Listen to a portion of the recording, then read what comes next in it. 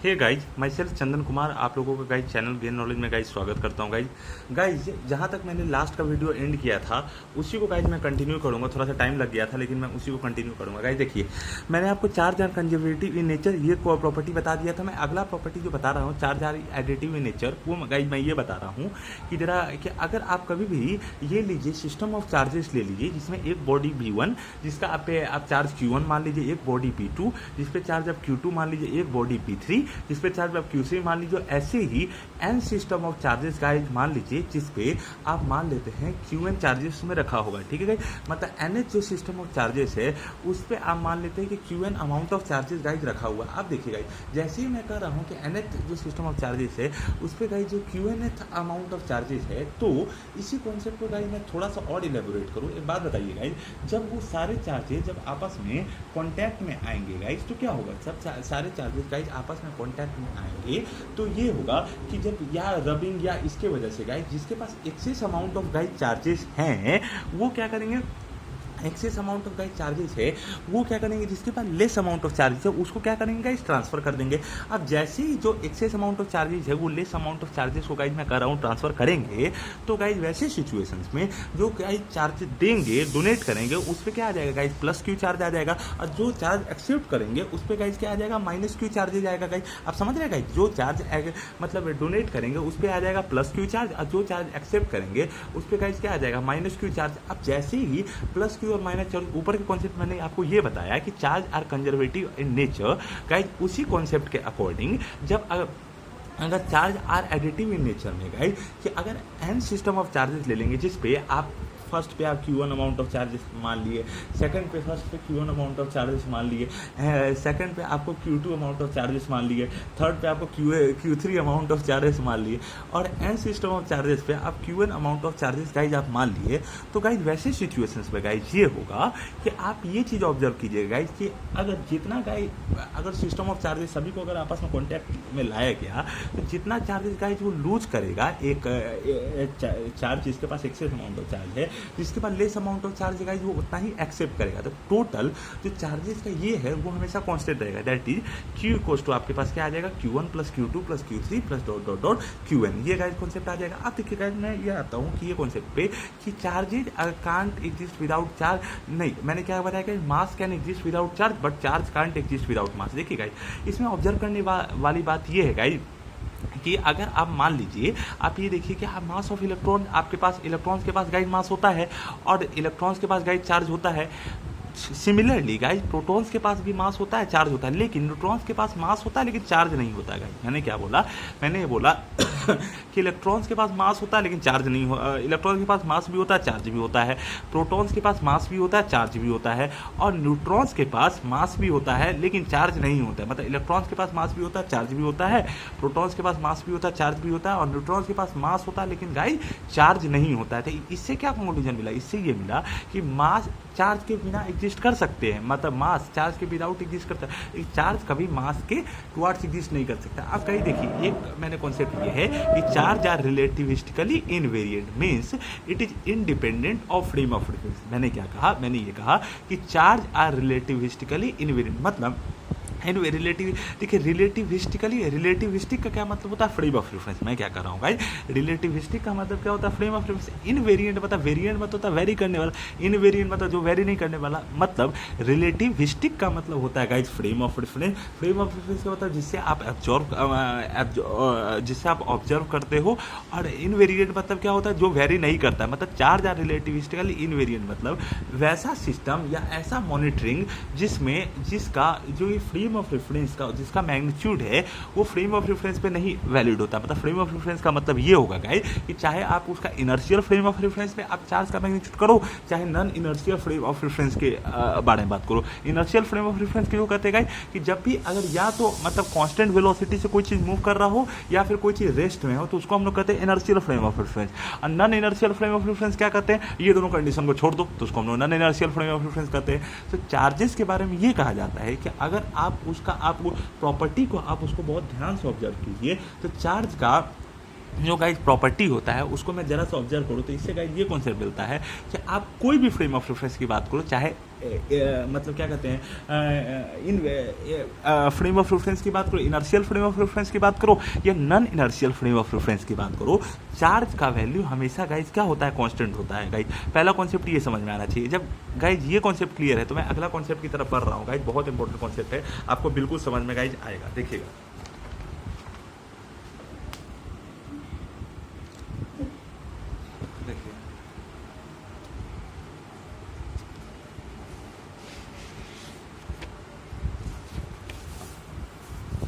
जो अगला कॉन्सेप्ट है गाइज, बहुत इंपॉर्टेंट कॉन्सेप्ट है गाइज, आपको बिल्कुल समझ में आएगा गाइज। इसका मैं आपको पीडीएफ लिंक में डिस्क्रिप्शन बॉक्स में गाइज प्रोवाइड कर दूंगा, आप उसे जरूर जाके डिस्क्रिप्शन बॉक्स में गाइज जरूर जाके लिखिए, देखिएगा। और कोई भी आपको उसमें डाउट होगा आप मुझे बताइएगा, मैं उन डाउट को क्लियर करूँगा। प्लीज़ आप कमेंट बॉक्स में गाइज जरूर लिखिए। और वीडियोज़ हमेशा गाइज क्या देखिए, हमेशा सीरीज में देखिए, रैंडमली मत देखा कीजिए गाइज। देखिए कूलम्ब्स लॉ के बारे में गाइज मैं बात करूँ तो कूलम्ब्स लॉ क्या होता है, कूलम्ब्स लॉ के बारे में ये होता है कि अकॉर्डिंग टू कूलम्ब्स लॉ जो नेट इलेक्ट्रोस्टैटिक फोर्स मतलब क्या होगा, जब भी कोई चार्ज अगर स्टैटिक कंडीशन हो तो अगर चार्ज मूव नहीं करता है तब जिसके कारण जो फोर्स होता है उसको हम लोग कहते हैं इलेक्ट्रोस्टैटिक। वही चार्ज जब मूव करने लग जाता है तो electrostatic as well as magnetostatic दोनों फोर्स जनरेट करता है। मैंने क्या कहा गाइस, मैंने ये कहा कि चार्ज अगर आप रेस्ट में रखते हो तो सिर्फ इलेक्ट्रोस्टैटिक फोर्स जनरेट करता है, और चार्ज आप rest as well as constant velocity दोनों के साथ अगर आप मूव करते हो तो इलेक्ट्रोस्टैटिक प्लस मैग्नेटोस्टैटिक दोनों वो मूव करता है गाइस। ये आपको समझ में आना चाहिए गाइस। देखिए गाइस, आप कूलम्ब्स लॉ के अकॉर्डिंग मैं बोलूं तो अकॉर्डिंग टू कूलम्ब्स लॉ ये कहता है गाइस कि जो net electrostatic force acting between 2 point charges जो होता है guys, according to Coulomb's law कि जो होता है guys net electrostatic force acting between 2 point charges. Point charges क्या होता है गाइस, वो मैंने आगे आपको एक्सप्लेन किया है गाइस, ये क्वेश्चन के थ्रू मैंने आपको बताया है कि पॉइंट चार्जेस गाइस क्या होता है। देखिए कूलम्ब्स लॉ के तहत गाइस ये कहता है कि जो नेट इलेक्ट्रोस्टैटिक फोर्स एक्टिंग मतलब कोई भी 2 पॉइंट चार्ज की वजह से जो नेट इलेक्ट्रोस्टैटिक फोर्स लगता है वो डायरेक्टली प्रोपोर्शनल होता है product of magnitude of charges, और इनवर्सली प्रोपोर्शनल होता है to square of distance between them. That is electrostatic force equals to Q1 Q2, मतलब इलेक्ट्रोस्टैटिक फोर्स जो होगा डायरेक्टली प्रोपोर्शनल होगा इस Q1 Q2 की। Q1 क्या है, मैग्नीट्यूड ऑफ चार्ज Q1, और Q2 क्या है, मैग्नीट्यूड ऑफ चार्ज Q2, मतलब मैग्नीट्यूड ऑफ चार्ज फर्स्ट और ये क्या है, मैग्नीट्यूड ऑफ चार्ज सेकंड। ये फोर्स क्या है, इलेक्ट्रोस्टैटिक और फोर्स ऑफ अट्रैक्शन है, डायरेक्टली प्रोपोर्शनल होता है गाइस Q1 Q2 के, इनवर्सली प्रोपोर्शनल होता है 1/r²। 1/r नहीं गाइस, 1/r² के प्रोपोर्शनल होता है गाइस। ये आपको समझ में आना चाहिए गाइस। तो यहाँ G1 और Q1 और Q2 के बीच में डिस्टेंस अगर आपको r मान लो तो यहाँ force directly proportional to Q1 Q2, मतलब यहाँ से गाइस हमें ये स्टेटमेंट मिला कि फोर्स मतलब अगर आप इसको फर्स्ट इक्वेशन मानो और अगर आप इसको सेकंड इक्वेशन मानो तो अगर आप दोनों को गाइस अगर आप कंपेयर करेंगे from first equation and second equation तो हमें मिल जाएगा guys force directly proportional to Q1 Q2/r²। मतलब क्या मिल जाएगा गाइस, फोर्स डायरेक्टली प्रोपोर्शनल क्या मिल जाएगा, Q1 Q2/r²। That is force को अब हम लोग जानते हैं गाइस, बचपन से हम लोग जानते हैं कि अगर आपको प्रोपोर्शनलिटी साइन को अगर आपको गाइस हटाना है तो आपको कांस्टेंट का गाइस मल्टीप्लाई करना होगा। क्या होगा गाइस, जब भी आपको प्रोपोर्शनलिटी साइन को गाइस हटाना है तो आपको कांस्टेंट का मल्टीप्लाई करना पड़ेगा। That is electrostatic force of attraction between 2 point charges is directly proportional to Q1 Q2/r² तो है ही, साथ ही फोर्स इक्वल्स टू गाइस क्या है, उस प्रोपोर्शनलिटी साइन को अगर आपको हटाना है गाइस तो एक कांस्टेंट का भी आपको मल्टीप्लिकेशन करना पड़ेगा। That is force equals to K Q1 Q2/r²। ये कॉन्सेप्ट गाइस आपको समझ में आना चाहिए गाइस। देखिए गाइस, ये कॉन्सेप्ट आपका क्लियर है तो मैं आपको अगले कॉन्सेप्ट की तरफ ले चलूं।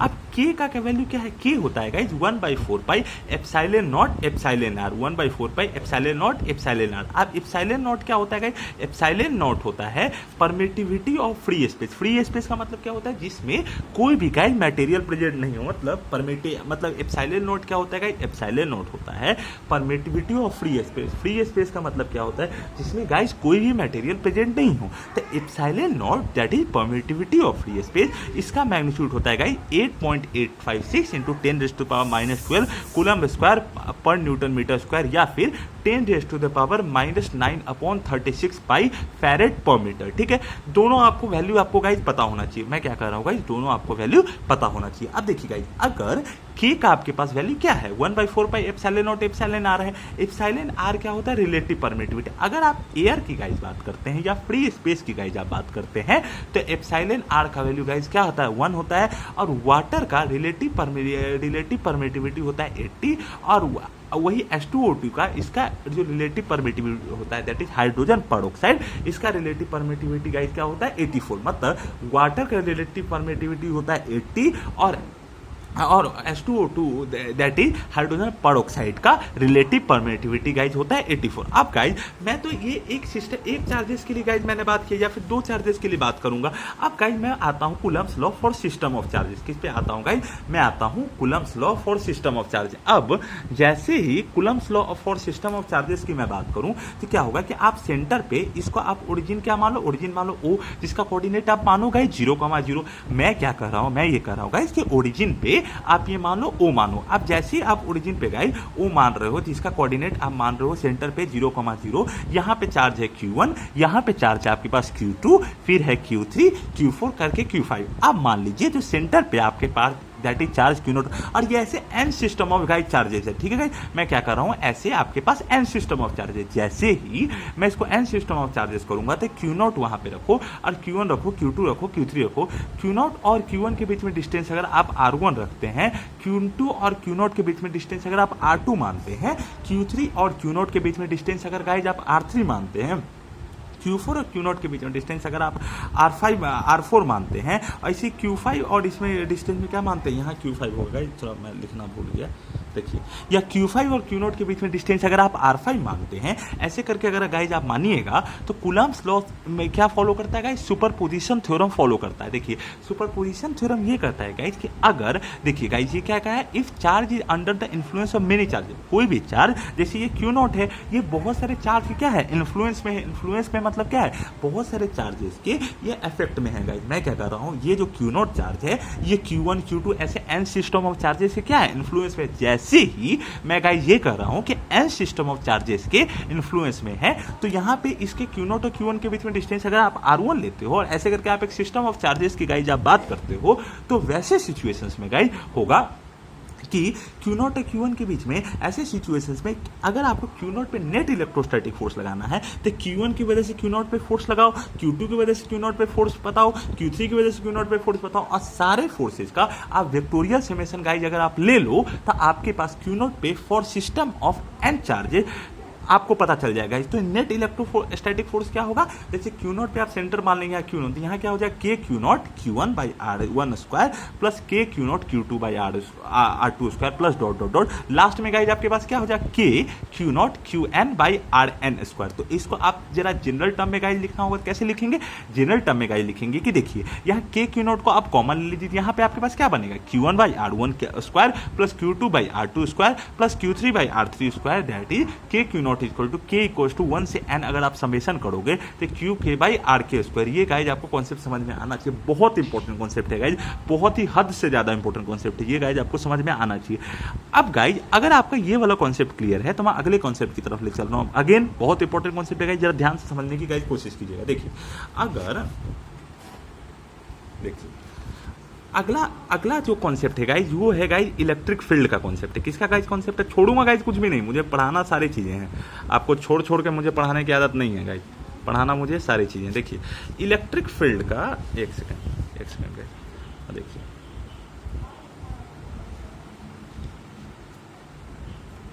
हाँ गाइज देखिए अगर इस कॉन्सेप्ट के बारे में जरा मैं चर्चा करूं तो जो इलेक्ट्रिक फील्ड, देखिए गाइज इलेक्ट्रिक फील्ड क्या होता है, ऑब्वियसली गाइज हम लोग जानते हैं कि सेम लाइक चार्जेस रिपेल करता है, अनलाइक चार्जेस अट्रैक्ट करता है, ये बात हम लोग जानते हैं। तो इलेक्ट्रिक फील्ड जिसको हिंदी में अपन लोग कहते हैं विद्युत क्षेत्र भी गाइज करते हैं, मैं क्या कर रहा हूँ गाइज, ये चीज़ हम लोग अपन लोग जानते हैं कि like charges repel each other, unlike charges attract each other, unlike charges attract each other. अब गाइस जो इलेक्ट्रिक फील्ड होते हैं गाइस, इलेक्ट्रिक फील्ड क्या होते हैं ध्यान समझिए, इलेक्ट्रिक फील्ड जिसको अपन लोग विद्युत क्षेत्र भी कहते हैं, इलेक्ट्रिक फील्ड को हम लोग क्या कहते हैं विद्युत क्षेत्र।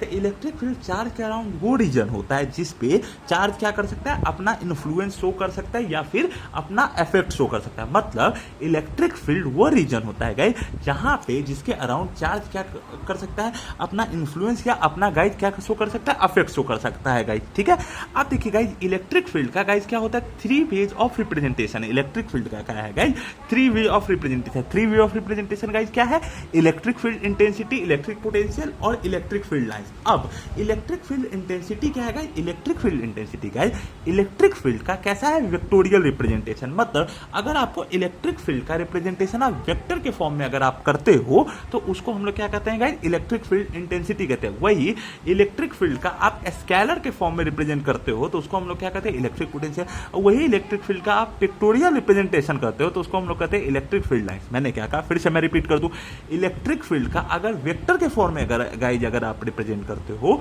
तो उसको हम लोग कहते हैं electric field intensity. Electric field का आप स्केलर के फॉर्म में अगर गाइज आप रिप्रेजेंट करते हो तो उसको हम लोग कहते हैं इलेक्ट्रिक पोटेंशियल। और इलेक्ट्रिक फील्ड का अगर आप पिक्चर के फॉर्म में रिप्रेजेंट करते हो तो क्या कहते हैं, इलेक्ट्रिक फील्ड लाइंस। मैं शुरू करता हूँ इलेक्ट्रिक फील्ड लाइंस क्या होता है, क्योंकि छोटा जल्दी खत्म हो जाता है गाइज। देखिए अब देखिए, कभी भी इलेक्ट्रिक फील्ड हम लोग कहने को तो इलेक्ट्रिक फील्ड कहते हैं, लेकिन अगर आम भाषा में बात करें तो किसी से पूछिए कहाँ है इलेक्ट्रिक फील्ड, मुझे तो कहीं दिखाई नहीं दे रहा है। यहाँ पे आप चार्ज क्यों रख दो, कहेगा कहाँ पे है इलेक्ट्रिक फील्ड, मुझे तो नहीं दिख रहा है भाई।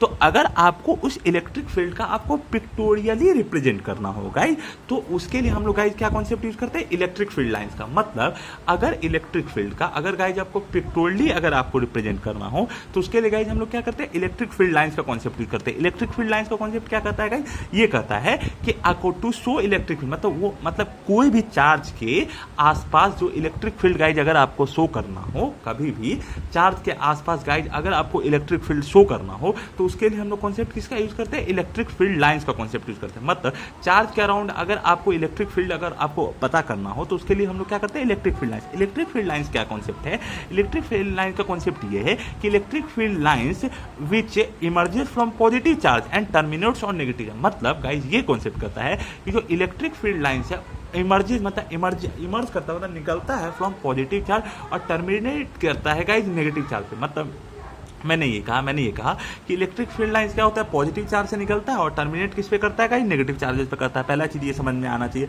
It can't intersect at any point because the direction of electric field can't be twice at a single point. मैंने ये कहा कि गाइस अगर आप इलेक्ट्रिक फील्ड का वेक्टोरियली पिक्चर के थ्रू आप रिप्रेजेंट करते हो तो उसको आप तो कहोगे इलेक्ट्रिक फील्ड लाइंस, ठीक है। इलेक्ट्रिक फील्ड का आप पिक्टोरियली अगर रिप्रेजेंट करते हो तो उसको आप तो कहोगे गाइस इलेक्ट्रिक फील्ड लाइंस। और अगर गाइस इसी का कॉन्सेप्ट को मैं थोड़ा सा एलेबोरेट और करूं तो ये गाइस कॉन्सेप्ट होगा कि अगर इलेक्ट्रिक फील्ड का अगर आपको मतलब क्या किसी चार्ज के अराउंड मतलब कैसा इलेक्ट्रिक फील्ड है उसके लिए हम लोग क्या कॉन्सेप्ट लगाते हैं, इलेक्ट्रिक फील्ड लाइंस का। अब देखिए किसी पॉइंट पे इलेक्ट्रिक फील्ड लाइंस अगर इंटरसेक्ट करने लगेगा, मैंने क्या कहा कि किसी एक पॉइंट पे इलेक्ट्रिक फील्ड लाइंस इंटरसेक्ट कर ही नहीं सकता। मतलब गाइज मैं ये कह रहा हूं कि इलेक्ट्रिक फील्ड लाइंस कभी ऐसा नहीं हो सकता। क्यों नहीं हो सकता है कि अगर ऐसा हुआ तो इस पॉइंट पे आप टेंजेंट अगर ड्रॉ करोगे तो एक इलेक्ट्रिक फील्ड लाइंस ऐसे टेंजेंट बनेगा, एक ऐसे टेंजेंट क्यों बनाना पड़ा है, टेंजेंट गाइज इसलिए बनाना पड़ा कि अगर यहाँ पे गाइज अगर आप पॉइंट पी मान लो तो अगर इस पॉइंट पे इलेक्ट्रिक फील्ड लाइन से कैसे बनेगा और इस पॉइंट पे गाइस क्या बनेगा, इलेक्ट्रिक फील्ड लाइन से ऐसे बनेगा। तो जब भी अगर आपको दो टेंजेंट को ऐसे कट करना पड़ेगा तो एक ऐसे बनेगा गाइस, एक ऐसे बनेगा। तो गाइज वैसे सिचुएशन में जिसका पॉइंट अगर आप P मानो तो यहाँ पे एक इलेक्ट्रिक फील्ड लाइन ऐसे बनेगा, एक इलेक्ट्रिक फील्ड लाइन ऐसे बनेगा। तो वैसे सिचुएशंस में गाइज क्या होगा, वैसे सिचुएशंस में गाइज ये होगा कि यहाँ पे एक इलेक्ट्रिक फील्ड लाइन अगर आप ऐसे बात करते हो, एक इलेक्ट्रिक फील्ड लाइन अगर आप ऐसे बात करते हो तो वैसे सिचुएशंस में गाइज ये होगा कि जो इलेक्ट्रिक फील्ड लाइंस का इस पॉइंट P पे अगर आप टेंजेंट ड्रॉ करते हो तो आपके पास गाइज क्या होगा, दो डायरेक्शन आ जाएगा। इलेक्ट्रिक फील्ड लाइंस का टेंजेंट पे गाइज क्या होता है, दो डायरेक्शन आ जाएगा, जो कि प्रैक्टिकली पॉसिबल नहीं है। तो इलेक्ट्रिक फील्ड लाइंस का सिंपली ये कॉन्सेप्ट है कि इलेक्ट्रिक फील्ड लाइंस क्या होते हैं गाइज, पॉजिटिव चार्ज पे ओरिजिनेट होते हैं, नेगेटिव चार्ज पे क्या होते हैं गाइज, टर्मिनेट होते हैं। मैंने क्या कहा गाइज, मैंने ये कहा कि electric field lines positive charge पे ओरिजिनेट होते हैं और नेगेटिव चार्ज पे गाइज क्या करते हैं, टर्मिनेट होते हैं। यहाँ देखिए गाइज प्लस क्यू चार्ज से क्या हो रहा है, सारे इलेक्ट्रिक फील्ड लाइन बाहर निकल रहे हैं गाइज। और देखिए एरो आपके पास क्या है, आउटसाइड है। यहाँ पे भी एरो क्या है गाइज, आउटसाइड है। यहाँ एरो आउटसाइड, यहाँ माइनस क्यू पे चार्ज पे सारे इलेक्ट्रिक फील्ड लाइंस क्या हो रहे हैं गाइज, आ रहे हैं। माइनस क्यू चार्ज पे गाइज सारे इलेक्ट्रिक फील्ड लाइंस आ रहे हैं, यहाँ प्लस क्यू चार्ज पे सारे इलेक्ट्रिक फील्ड लाइंस बाहर जा रहे हैं। तो और प्लस क्यू चार्ज से आते हुए ये क्या बना रहे हैं, क्लोज लूप बना रहे हैं। क्या बना रहे हैं गाइज, प्लस क्यू से माइनस क्यू की तरफ जाते टाइम क्लोज लूप बना रहे हैं। मतलब इस इलेक्ट्रिक फील्ड लाइंस का कॉन्सेप्ट का अगर मैं नीचे निकालूं तो ये प्लस क्यू चार्ज से बाहर निकल रहे हैं और माइनस क्यू चार्ज पे क्या होते हैं, एंटर करते हैं। और प्लस क्यू से माइनस क्यू की तरफ अगर मैं जाऊं तो एक क्लोज लूप बनाते हैं guys. Thank you guys for giving me your valuable time. Thank you.